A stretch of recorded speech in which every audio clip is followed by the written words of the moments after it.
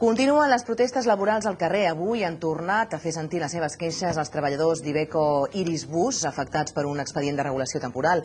Acusen l'empresa de voler deslocalitzar la producció de vehicles a què es dediquen, autobusos i autocars, única a l'estat espanyol.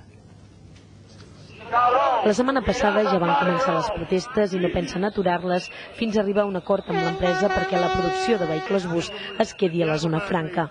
Els treballadors d'Iveco Iris Bus rebutgen l'expedient de regulació que a principi de mes els va presentar l'empresa i que reduirà en 2/3 parts la producció.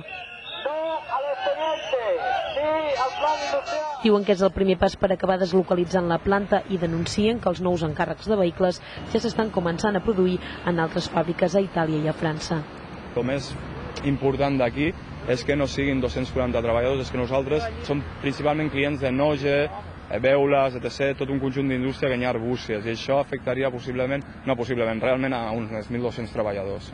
Les protestes, però, no acaben aquí. Per dimecres vinent tenen previst fer una concentració a la plaça Sant Jaume i el proper 28 de maig tornar-se a manifestar per davant de l'empresa. Us ho he explicat des de la zona franca, Àngels Planagumà.